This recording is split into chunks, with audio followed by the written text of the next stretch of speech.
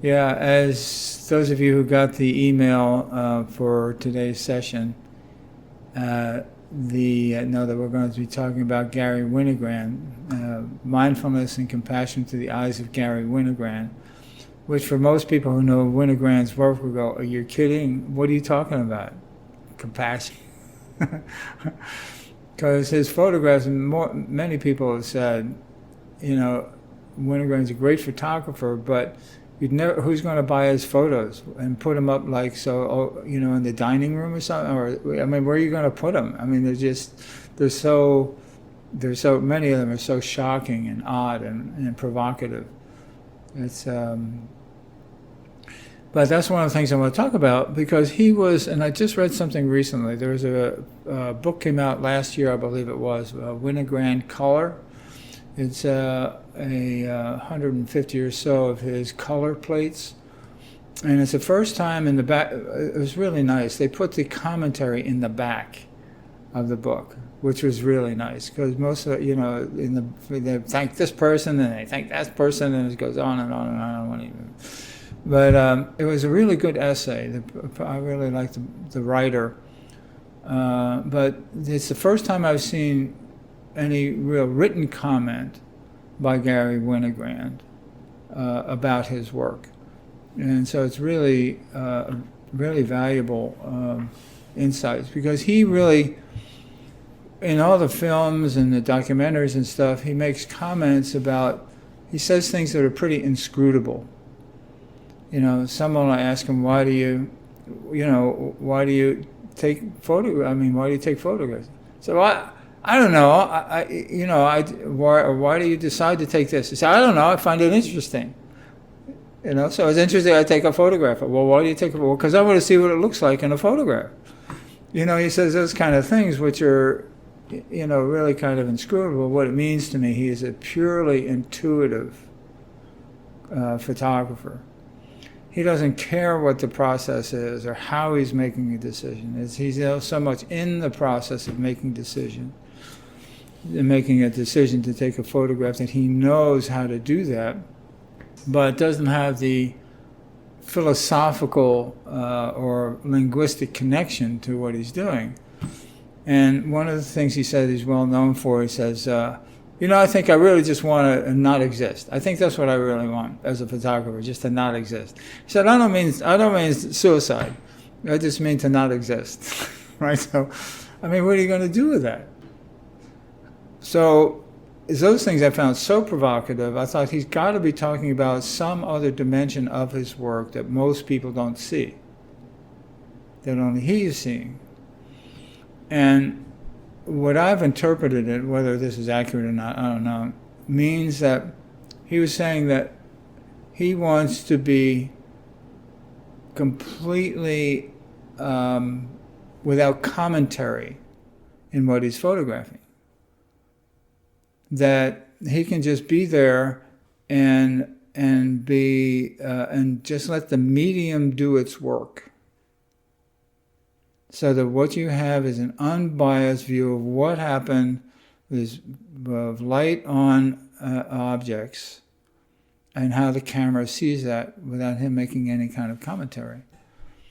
Now, that's an issue in photography because a lot of people are taking photographs now because they want to be a professional photographer and have all these slick images and stuff that really is like for magazines. But other photographers, like really art photographers or gallery photographers, what I'm going to call them, it's really it's a real issue. What is the relationship of the photographer to the subject, and how does that influence the photograph? The one who comes closest to not existing, but still has an intention, is a guy named James Nachtwey, Nachtwey, and or E-Y, I think. Yeah, Winogrand makes these weird comments that sort of indicated to me, if I'm going to understand what he's saying, I sort of have to understand it from his perspective, and they really had to do with his relationship to the subject matter and his relationship to the camera. I realized, and he said on a number of occasions, I looked at all the YouTube stuff I could find on him, and he said that he doesn't photograph for to make any kind of statement or support any particular cause or point of view. He's not interested in evoking any particular reaction in the viewer. What he's interested in is taking the best photograph he can of whatever's in front of him, because it's really interesting, and to see what it looks like in a photograph. He gravitated toward large events like parades and football games and the stock show, because there's a lot of action. You want to go where all the action is. And he photographed in New York and Los Angeles and Austin. And he just photographed what he found was interesting. So what he had, and he photographed all kinds of stuff: high society, low society, mid-society, people on the street. He just photographed everything. He's an omnivore in terms of subject matter. And because he's not making any particular commentary, we have to take the photographs as they are. Not how well he photographed this or that or the other thing, or what kind of statement he was making. It was just, they're photographs, and they're this curious record of whatever was occurring, and it's a fact. Photograph is a fact. He said he wants to be out of the way, and so that whatever he finds in the interesting in the frame, that's what he takes a look. That's what he's interested in. What we have is this unique description of high society, low society, mid-society, ordinary things, unusual people, regular people, just whatever was in front of his camera. And it's up to us to decide the meaning. And so, so that's one of the reasons I find them so fascinating. But what he's really talking about, someone once said, he said in one of the interviews, someone said, so your photographs are really about action, your football games and parades and stuff. He said, no, my photographs are about stillness. And I thought, well, that's interesting. And the way I'm interpreting it, and particularly for today's talk, is that they're about that we are, with our mundane mind, we're interpreting everything that occurs in front of us with our mundane mind. Every once in a while, something will interrupt that, or when practicing mindfulness, we'll see something beautiful or ugly, whatever, and we'll interrupt that mundane mind. But Winogrand, he was like always not photographing with a mundane mind. I haven't seen any of his photographs that would indicate to me that he's having a mundane look at things for a mundane interpretation. Sometimes the stuff is very ordinary, but the way he photographs them is very extraordinary. And I find that fascinating, because in a very real sense, he's being super mindful, like to the split second of what he's seeing through the camera, and capturing that on film. When taking a look at a perspective, taking that perspective for mindfulness and compassion, then it becomes a whole different dimension. There's a whole different dimension there. And also, we've talked about compassion being unbiased, and that fits Winogrand's MO completely. He took pictures of really terrible people in really terrible states, people in the street, and also people in high society. Equally. In other words, they were equally appealing to him to photograph. And he wasn't photographing because they were destitute or because the high society were rich and wealthy and to be admired or anything like that. He didn't care about that stuff at all. So I thought it'd be a perfect topic to kind of get a different perspective on what mindfulness and compassion is about, particularly since what I think about quite a bit is that I feel like in the sort of culture of mindfulness and compassion, classes and courses and such, we've reached a kind of saturation point, so a stage where a lot of people have done a lot of practice, but we're not quite sure what the next stage is. We would just keep doing this practice over and over again. And my experience is that when we reach a stage like that, personally or as a group, there's a next step that's really important. It's being announcing itself, so to speak. And so I felt, by taking a look at these topics through Winogrand and how he employs mindfulness and compassion, that it would help us to get perhaps a different perspective on our own way we see things and we think about things. This is Winogrand's one of his most well-known photographs.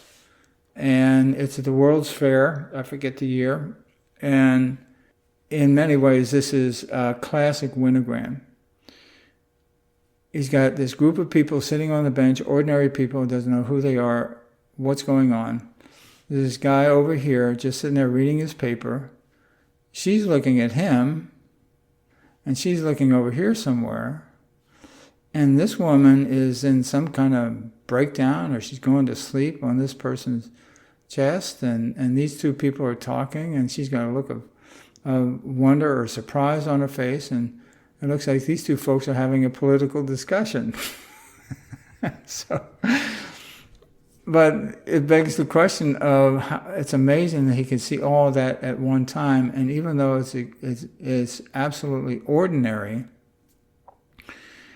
the way he frames it, it's very extraordinary. And all of a sudden these mundane expressions, human expressions, unconscious human expressions, become very interesting. Present moment awareness. Henri Cartier-Bresson was one of the first street photographers. His work is just remarkable and wonderful. And he coined a phrase that translates as images on the sly. And somehow, and I still haven't figured out how, that was morphed into the decisive moment.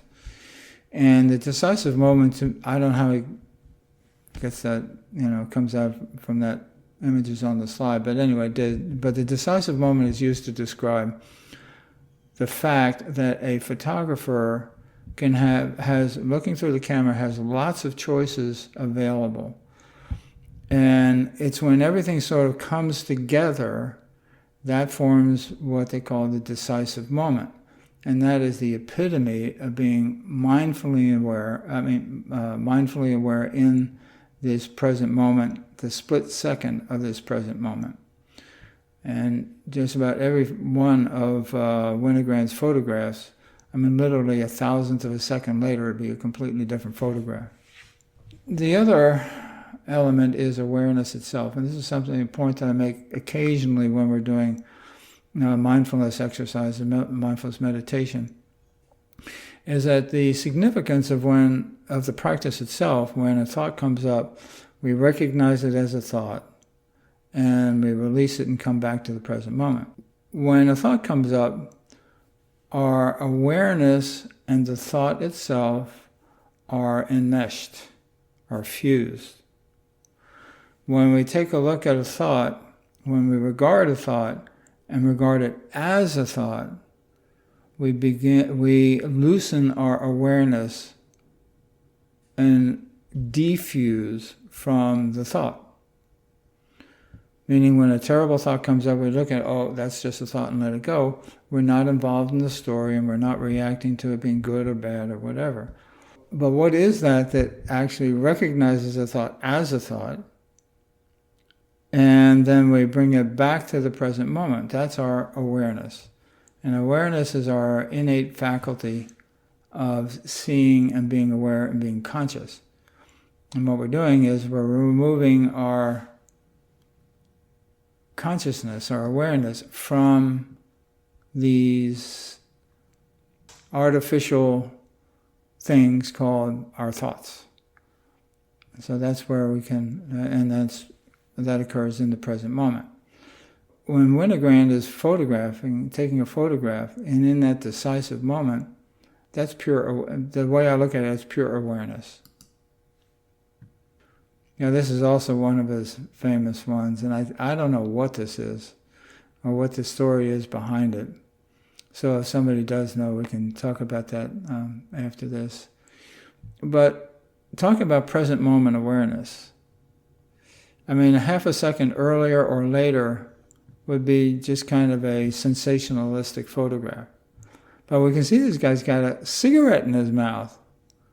And the way his arms are placed, it is perfect for the revelation of this guy in the air. In other words, his dark body is not against the dark building, and it's just about to run into it, which intensifies the fact that he's in the air. It's like he's going to hit something, but he doesn't. But it's just a wonderful demonstration of the decisive moment. Now, this is also a decisive moment. There's a lot of aspects to this. I'll talk, that we'll touch on later, the other aspects. But I like this because we have no idea what's going on. And is she sad? Is she waiting for somebody? Did somebody leave her there? Are they overdue? She's by herself, a young girl, and it's either early in the morning or late at night. It's not midday. And she's almost vertical in the frame. And that's one of the things people would ask Winogrand, say, why do you tilt the camera? He says, I don't tilt the camera. It's about what he's photographing. That's what he's interested in. So it's about what's in the frame. It's about what's in the frame, and whatever he needs to get in the frame, he gets in the frame. And it's about the subject matter and how they are positioned in the camera, in the field. So, but I love this because there's a rug in the storefront there that's just all rumpled up and confused, and it looks like this young girl is confused also. So there's this metaphorical harmonic between this rug and it's on display. She's on display. It's on display. It's a rug. She's a girl. So it's those kind of things that happen with Winogrand, the way we can see and draw connections between things that otherwise we would not make connections. So he's seeing all of that in that instant. Now this is one I had never seen before. For me, most of Winogrand's photographs have an element of shock to them. Like, what? I mean, she running into a wall. She says, "There's another person." There's this, So the immediate response for me was, "What is it? What's going on here?" And I realized it's a reflection. Take it easy. There's not somebody challenging her, or whatever my mind was making up in that moment, and it's something that walking down the street would never even notice. Somebody looking in a window. I mean, who knows what she's looking at? We can't see that. But it's sort of, he's got this parallel universe going on of what the reflection is and what's going on in the street. But again, most of the time we're walking down the street in New York City, we wouldn't pay any attention to that at all. Maybe we'd see somebody smiling and looking at the window, but he's able to sort of stop time, but it's not time he's stopping. What he's stopping is the literal or mundane mind. And when you stop the literal or mundane mind, you see amazing things and connections between things that we didn't see before. One of the things that I find tantalizing about Winogrand is so much of his work is you can't explain it. I mean, there's something about it that is just not explainable. And he said, and this is because I don't know if I mentioned this before, but that's what brought me to Texas. He was teaching at UT Austin. I came down here and audited his class for two semesters. And I think this statement is in print somewhere, but he would say there's nothing quite so mysterious as a fact clearly stated. And when I heard that, it really caught my attention, because we like, as human beings, we like certitude. Well, why do we like certitude? Because we have a deep gnawing feeling that everything's changing, and it's really hard to make a living, it's hard to find your place in the world, it's hard to find this, it's hard to find... So that everything is a little... Deep down, we have this sense that everything's kind of unstable. And so that's why there's a lot in religions too, who say that this is the way it is. Oh, what a relief. This is the way it is. And we shy away from ambiguity and uncertainty in general, except for in quantum physics and things like that. But the most of his photographs I find enduringly equivocal. We don't really know what's going on. And as an example of that, I've looked at this I don't know how many times, and the closest I can figure is that that's a block of ice. And I couldn't figure out, it could also be a garbage can or something like that. But it's probably a block of ice. But the curious thing is, what's it doing in the middle of the sidewalk? Who would bring a block of ice or a bucket or something and put it in the middle of the sidewalk? So I assume it's a block of ice because it's melting and it's going down the street. And the thing is that it's a fact that there is this object in the middle of the sidewalk. And maybe this guy coming down the street, maybe it's his, or maybe it irritates him, and a second we guess, he kicks it into the street. I mean, there's all this equivocation going on. We don't really know what it is, or what it's doing there, or why it's there. And most equivocal is the fact that it's a good photograph. It's a compelling photograph. It's a really extraordinary photograph of something that just otherwise wouldn't have any meaning whatsoever. If we were walking down the street, oh, what's that doing there, and walk on. But the fact that this is a first class, an amazing and beautiful photograph, is even weirder, of whatever this object is in the middle of the street. I liken this to. Think about this as a visual koan.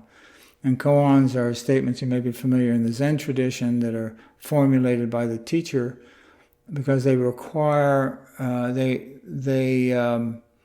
they're not approachable or resolvable through the intellect. Like, the famous one is, what's the sound of one hand clapping?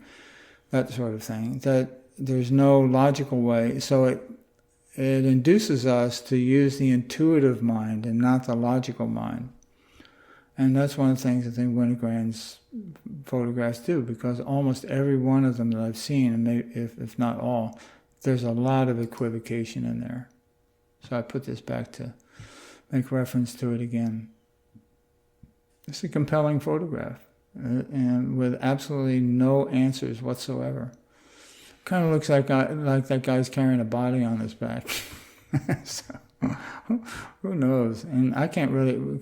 It looks like he's moving toward the camera, but at first glance it looks like he's even walking away. So a lot of equivocation there. We don't know what's going on. So stillness versus action, like I mentioned, he talked about his photographs are about stillness.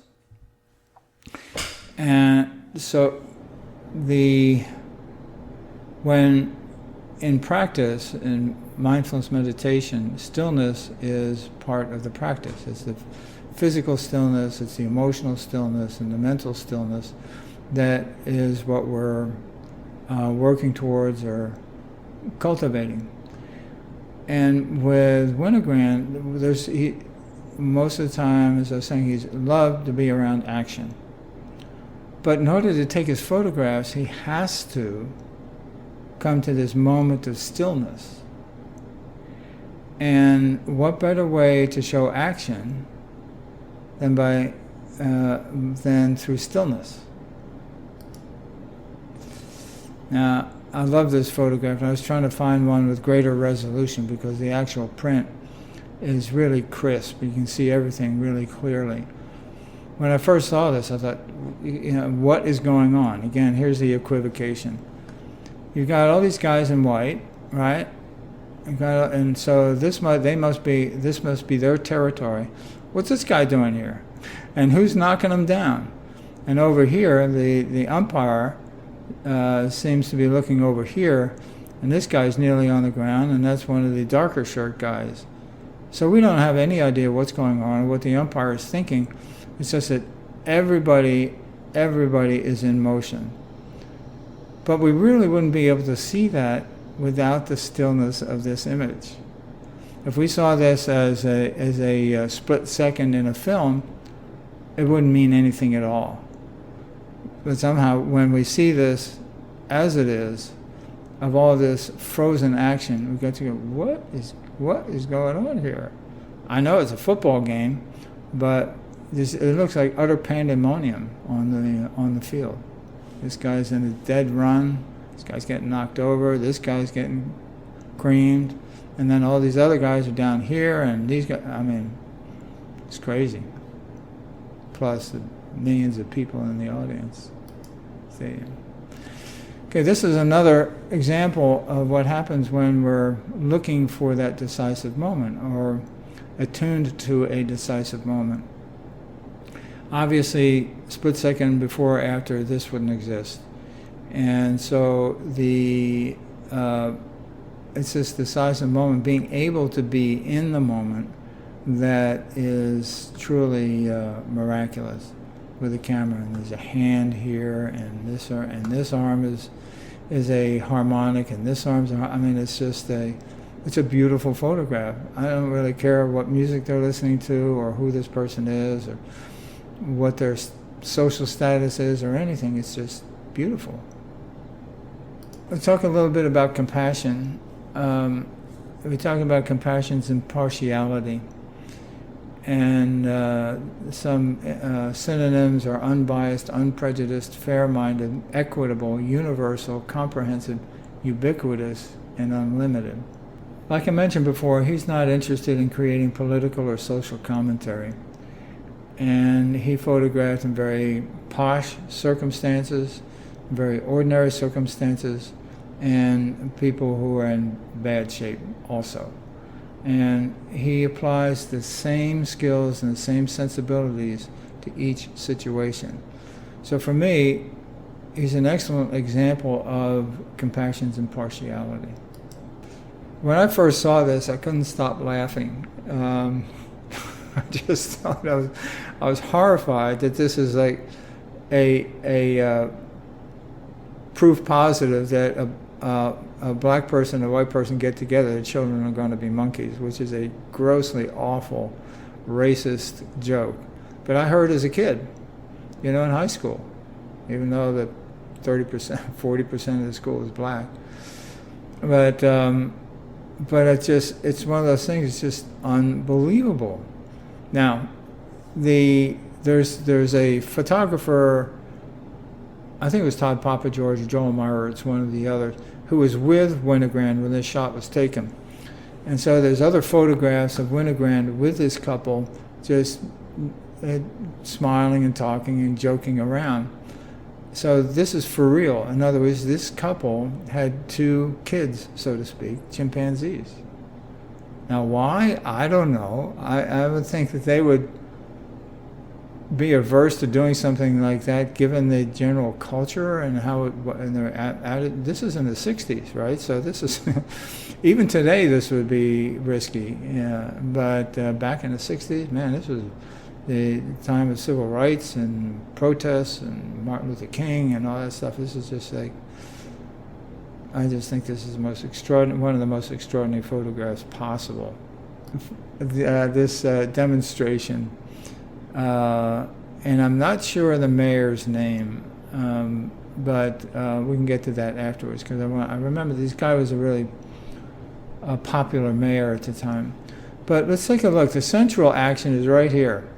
This guy is just over the top angry. I mean, just like, it's just, yeah. And here's this little woman over here going, what's she looking at? What's she doing? I don't know. She's not paying attention to him. And this young lady looks like she's absolutely just in her own world, like she's reading a children's book, looking at the reporter. And we would never see that if we were there at the scene. Even if we could see it from this perspective, we wouldn't be able to see it. And for me, one of the things he's pointing out is we can even look at this photograph with our mundane mind, our literal mind, but we really can't, because of these unusual things that are happening here. These two people are completely dissonant with this guy, and he's the central figure. You got all these flags, and impeach the red mayor. You got sentiments, just flying everywhere. But there's this wonderful stillness that we would have otherwise missed. Now, how do I do this? Previous. Oh, come on. Previous. There we go. So we would have missed this completely. And had we would have been carried away by the agitation and the crowd. Everybody's pressed against each other. Apparently, I'm to move on because this did this automatically without my permission. But anyway, this is another one of Winogrand's well-known photographs. What's going on here? You have three women, well-dressed women, walking down the street, backlit by a reflection of the sun in a sign and in a storefront. And they're looking over at this person, I assume it's a guy, who is just completely broken down. It looks like he's completely given up, has no hope. And also, brilliantly enough, oh jeez, come on, functionality is so sensitive these days, like I whisper or breathe on something, anyway, that's my complaint for the week. So anyway, this young fellow is in a wheelchair, obviously can't do for himself, is not well put together, and we don't know why he's there. Apparently it looks like he has a cup between his knees, and maybe that's so people can put money in it. But this again is, we may see this on the street, but the way he's got this illustrated, it is super poignant. And we may miss this too. This young boy is looking at him, and this, I assume, is his mom. The mom's trying to get a cab, and so life in New York City streets go on regardless. Oh, wait a minute, this is Los Angeles. This is on, I just noticed that. They're the names of the stars on the street. Interesting. Okay, another one I find really shocking at first. The state of the man on the sidewalk, to me, is just, it's just over the top in terms of, it looks like it's out of a horror movie or something. It's and so for me, it immediately evokes compassion for this man who's got to carry everything on his back. He doesn't have any legs, and he doesn't have a wheelchair even, and he's got to make do and somehow survive. And everybody else is just standing around. Well, there's other people standing around. This guy's nobody's looking at him at all. And I would assume this guy's a veteran. May not be, but probably a veteran. And here's two veterans,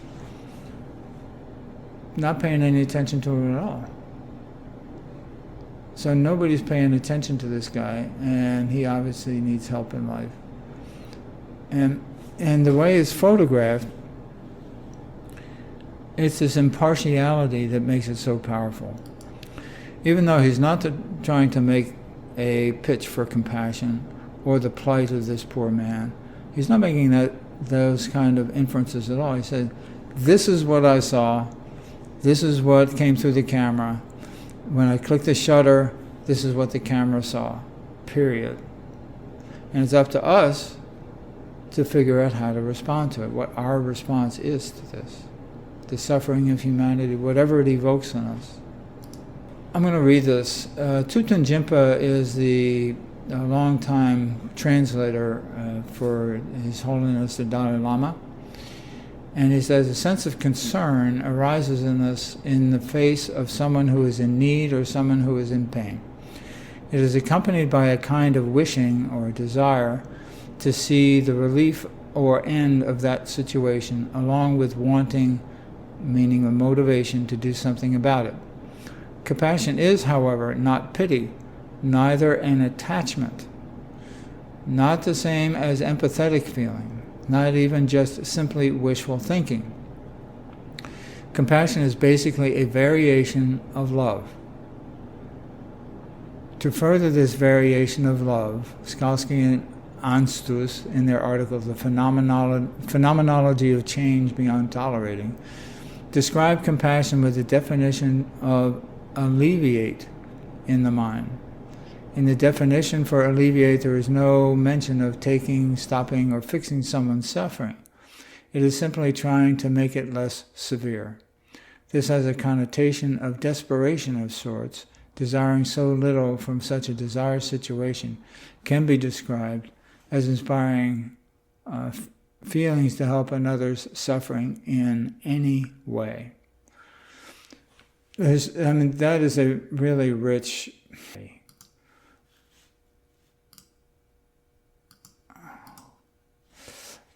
I'm going to have to not touch the mouse here. Just talk. This is a wonderful way of talking about compassion in the sense that, and about the photograph. Every time I look at the photograph, I would love to be able to help this man in some way, which is obviously impossible. He's probably not even alive anymore. But maybe someone else is in need as well, because if that man is in need, then there's probably people out there right now in his position somehow. So to me, it refers not only to his need and the indifference of the people around him, but there's lots of people in the world who are in exactly the same fix right now. So it really talks to me about, I'm sort of extrapolating to a universal. But a lot of Winogrand's photographs do that. Find it easy to extrapolate to and apply it to a generalized condition, universal state. But it's definitely a photograph that is illustrative of compassion and kind of asks us the question, so what do you want to do about it? Okay, the Dalai Lama states that there are 3 levels of compassion. The first level is empathy, imagining how you would feel if you were in someone else's shoes. The second stage is putting inspiration to practice. This stage requires that one put compassion before living a life of pleasure. An example of this is, recently my friend Fred was enjoying himself at home when his friend called and said he was stranded in the middle of the desert 4 hours away. Fred went out of his way to assist him. It is necessary to practice constantly this stage, and it is most difficult of all 3 stages because it involves unremitting determination. And I'm going to add parenthetically, because if we're in our mundane mind and we're in our comfortable world and everything's okay, it is harder for us to take more motivation and determination for us to move out of that comfortable state. The person practicing compassion in this stage might become worn out and discouraged, as Fred could have become on his drive to the desert. Perseverance through this will increase compassion, which is I find a really important statement. The way I read it basically says, The more we practice compassion, the more it will increase compassion. And the third stage is the continued presence of great compassion. People in this stage continuously feel others' suffering as their own suffering. It's from the Huffington Post. And then he said, love and compassion are not necessities. Love and compassion are necessities, not luxuries. Without them, humanity cannot survive. What is this child thinking or feeling? Is it compassion or just wonder? Or is she different? Am I like that? Could I be like that? Who knows what's going through her mind of this woman who is a midget and somewhat deformed. And our natural response is to have some compassion for this woman, because it's a pretty hard life to have a body like that. And we are like the child, or maybe even this is a doppelganger for Winogrand, going, I don't understand. Who is that? Why are they like that? Can I help it? Does she need help? There's all those thoughts that are possible. Who knows what she was thinking? But she's there in a kind of state of wonder. She's taken aback by this woman's figure. Now here's one that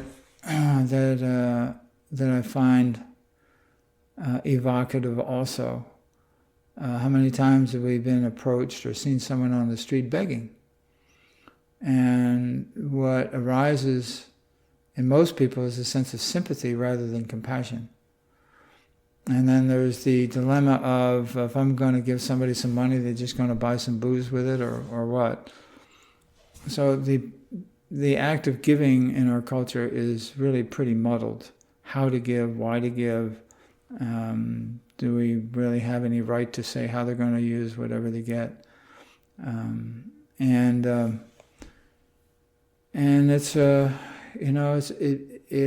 this evokes those kinds of questions and takes us out of our comfort zone. I would assume anyone sitting and looking at this photograph is not begging on the street, which means that people who view this photograph are going to have similar questions about, what do I do?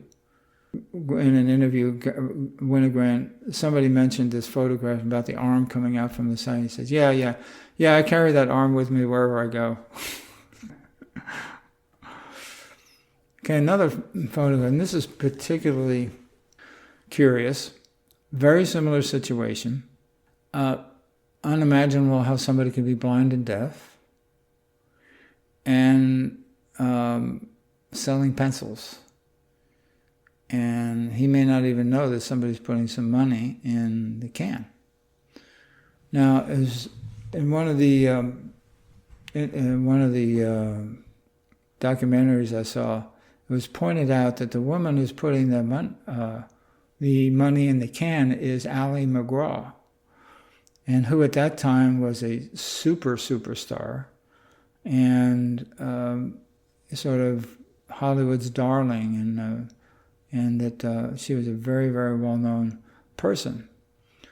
So here's a person of extensive means and popularity, taking a little bit of what she has and putting it into the man. Maybe she's putting a $100 bill in there, I don't know. But, and I'll get more to this theme later, because if you take a look at Ali McGraw and her history, she had some serious problems. And she had problems worse than, in my opinion, or arguably worse than what this gentleman who is deaf and blind had. She was deaf and blind in her own way. Really extraordinary story. She's still alive. She's living in Tusuki, New Mexico, a 5,000 person town. This is one of my favorite topics with Winogrand. And what was bothering me is, like, what is his work really about? I mean, he photographs all this weird stuff and gets us to look at culture and people in different ways. And a micro-expression is a facial expression that only lasts for a short moment. It is the innate result of a voluntary and an involuntary emotional response occurring simultaneously and conflicting with one another, and occurs when the amygdala responds appropriately to the stimuli that the individual experiences, and the individual wishes to conceal this specific emotion. This results in the individual very briefly displaying their true emotions, followed by a false emotional reaction. Now, what I think Winogrand was doing is he was photographing the micro-expressions of our culture, of the human condition, really. He photographed, as far as I know, only in the United States, so we could assume it's about our culture, but it's really a universal comment on human nature. And what he's showing us, I believe, are these micro-expressions. The things that we don't want to look at, or the things we do want to look at, but don't see them for what they really are. So there's it's the interruption of the literal mind, the mundane mind, that to me is photographs all about. And when we do that, we see things very, very differently. What's really going on is not what we think is going on. And I think it's one of the reasons he photographs in the ordinary world, ordinary people in ordinary circumstances, whether it's high society or it's on the street. So I included this because I think I look at this as I think that woman standing there looking in the other direction while everybody's looking at some rocket taking off, looking completely the other direction. That's Winogrand. He is so off. Everybody around him is looking elsewhere, has no idea. They're not really seeing what he's seeing. And he's taking photographs of what nobody else is seeing. So I would love to see what that woman was taking a picture of. But Winogrand, in a lot of his photographs, is really autobiographical. He's got doppelgangers in there in many of his photographs of him.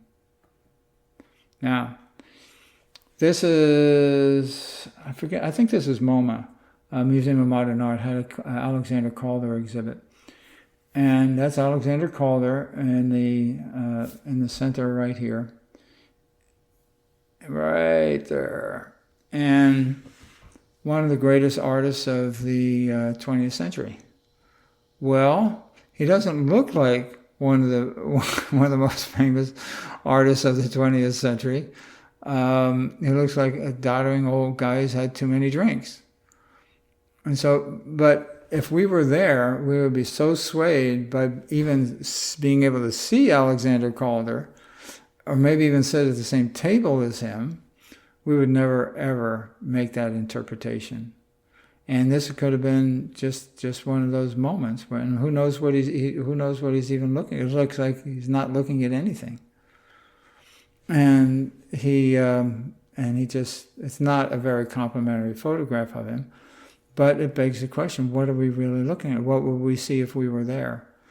And so that even in a very, very posh, well-heeled circumstance, social event, there's still a lot of stuff we can miss. And I love this guy here. There are a lot of Winogrand's photographs where there's at least one person looking directly into the camera, going like, huh, who knows what he's thinking. It's like,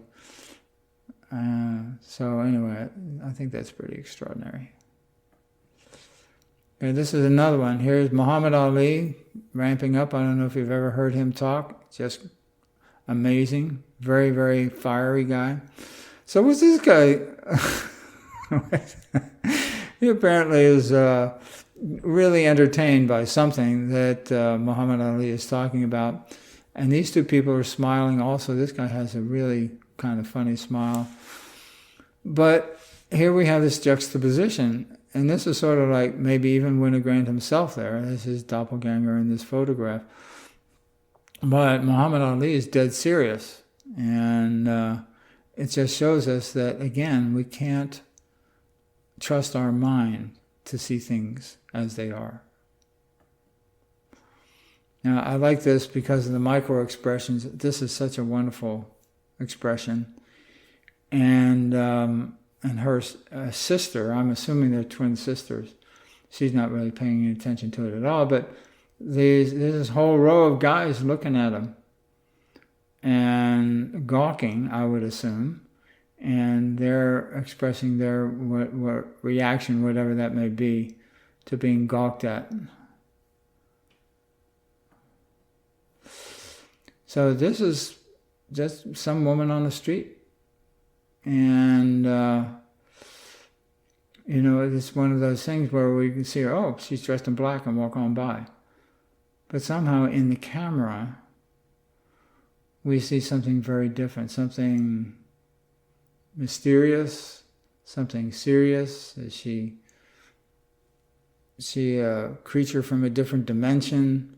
What is she doing standing there? Is she, a lawyer? Is she just outside a courthouse getting divorced? That there's all kinds of, from the emotions evoked, we can concoct a half a dozen or a dozen scenarios related to this, when in point of fact is she's just a woman dressed in black with black hair standing on the sidewalk.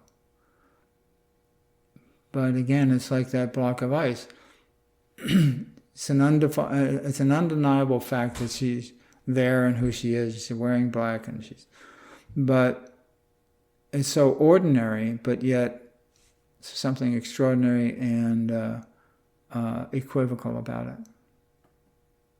Now, this is one of my all-time favorites. Every time I look at this, I can't help but laugh. Now, this was at some posh party at one point. I don't know what it was. Recently, I sat and I looked at this. I said, what could she possibly? What are the likely scenarios here? Well, obviously, she finds something funny, or amazing, or she's probably overreacting, and her teeth are show their animal nature, and it's such a wide expression that she's probably overdoing it. But who knows? I mean, she doesn't look like she's angry at him, so maybe she thought something he said was really funny. But if I said something funny and someone was looking that way to me, I'd step back a foot or two. Okay, now these last three images are, one of them I find, even when I think of it, I find very disturbing. But it's really about, it's really about compassion. And this is his famous, we call it the Denny's photograph. And when I first saw that, I was deeply shocked. And, we don't really know. First of all, we think it's a woman, looks like a woman. So why is this woman lying in the gutter? Is she dead? She looks dead. Maybe she had a heart attack. Maybe she was drunk and she fell over. We don't really know why she's there, or if she's alive or not. But for me, the way I see this is that, how do I say this? That to me, it epitomizes the ultimate cruelty of indifference, human indifference of other humans. Now, I don't know how that happened, how she got there or anything, and maybe just, I don't know. But for me, this is really deeply symbolic and evocative of human indifference to other human suffering. I had to get this in there somewhere. This was the Guggenheim, I think, again. And I was thinking about this woman, it's a very posh party. And she obviously wanted to be seen at this posh party. And so why would someone go to a posh party and make absolutely sure that everyone would see her? Why would somebody do that? Nobody else is dressed like that. Well, from a psychological perspective, one of the reasons why people are flamboyant is because they have a very negative view of themselves and their self-worth. So they become flamboyant or outlandish and in order to be seen. And so someone like this making such an outrageous gesture in such a posh circumstance really, in my opinion, probably has some real major self-esteem issues. And they feel terrible, and they don't want to be or seen as ordinary. She doesn't dress ordinary, thank goodness, but in a very real way, she is just like the woman in the gutter at Denny's in terms of how she feels about herself, or the people who are begging on the street. In other words, her self-image and the way she thinks about herself is probably pretty awful in order to be able to be that outlandish. So, last photograph. This is one of my all-time favorites. I assumed this was in an elevator. I don't know if it was or not, but it's very close quarters. And this is the epitome of a micro-expression. And you know, it's about glasses, it's about being in close quarters, and she's got some reaction to this guy. He doesn't seem to be paying any attention to him. And this woman's hand, and we think, you know, usually what's in the center of the photograph is what the photograph is about, but that's not the case here. This woman is like something out of a horror movie. You know, it's like she can't wait to sink his teeth into this guy's neck. You know, if we can make those kind of stories up. When probably she was just laughing and looking over at him. You know, and again, if we were there watching this, you know, even in Winogrand's position, his relationship to these folks, we wouldn't see that at all. We'd see somebody smiling and looking at somebody else. But somehow Winogrand and the camera caught this, and I just love this. I laugh at it every single time. So in sum, what we're seeing, what I think we're seeing through the lens of Winogrand is absolutely present moment awareness and images that evoke compassion in one way or another. And I find that really extraordinary, because that's really what our main mission to do is we are in the mindfulness and compassion is being able to turn aside our mundane mind, our literal mind. Boy, it's late. So let's do an efficient meditation and compassion exercise, and just kind of see if those images and what we talked about, you know, let it kind of settle in and mull around, and we'll see what happens. So finding a comfortable spot, comfortable place, we'll begin.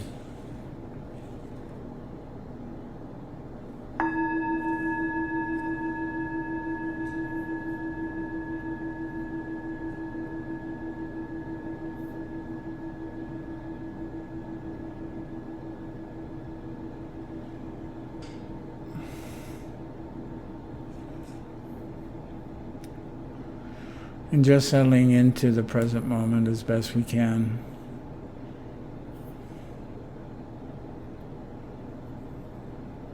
Letting the breath find its own rhythm.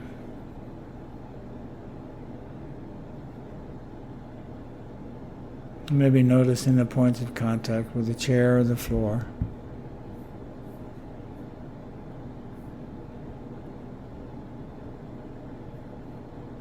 And just settling in for a moment.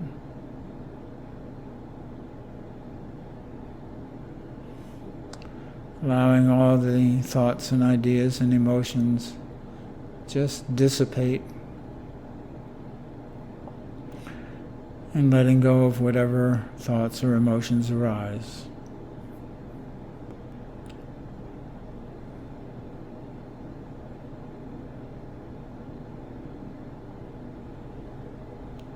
And letting everything sift through the filters,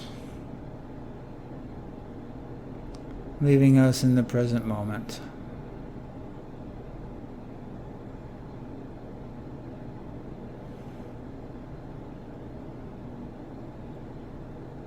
and letting the reverberations of the images and the things we discussed, letting those settle also like a bell settling into stillness, into silence.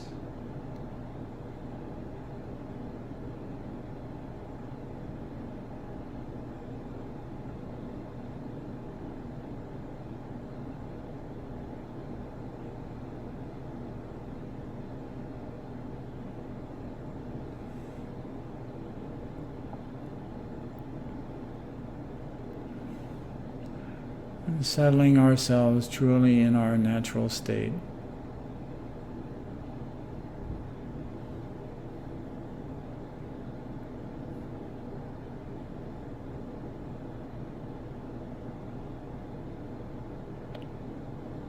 Just settling into our own being.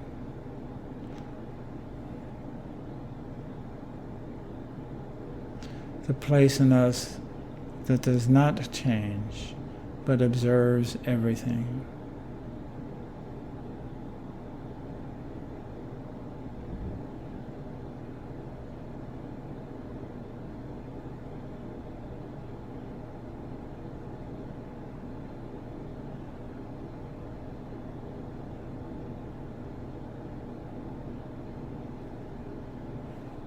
And allowing ourselves to settle there.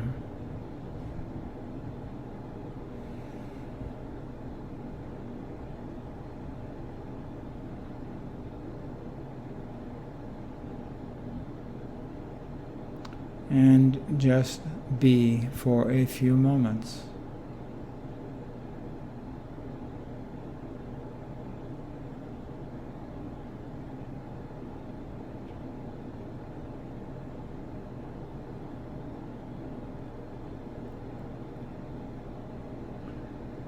And in this space, allowing compassion to flow in for oneself, one's current state or stage of life, or perhaps the past, or what we're thinking about the future. And to all beings.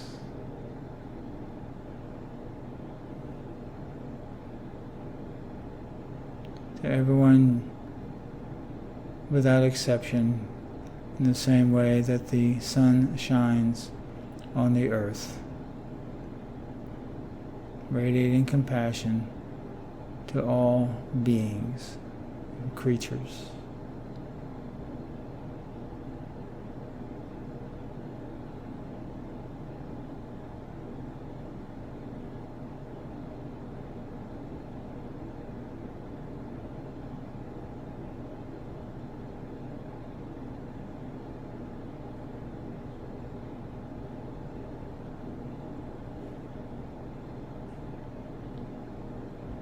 And settling into this radiance,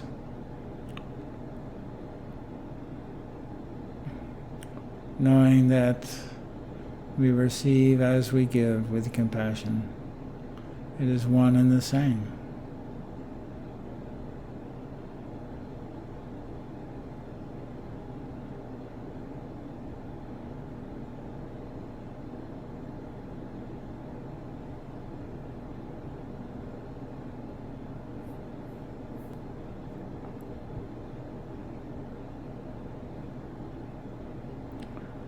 And resting in the present moment of just being right here, right now, as everything else goes on around us.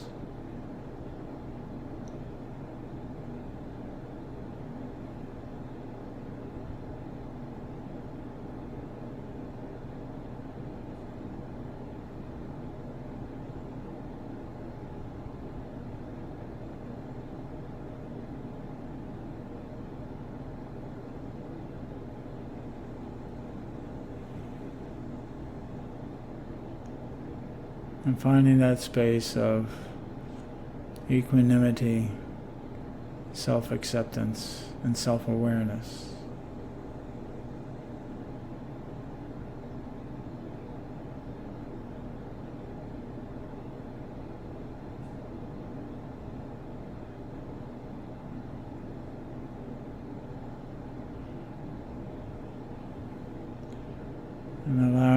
experience to absorb into the flesh, into the body,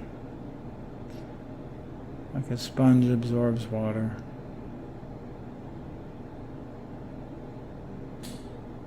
As fully as we can.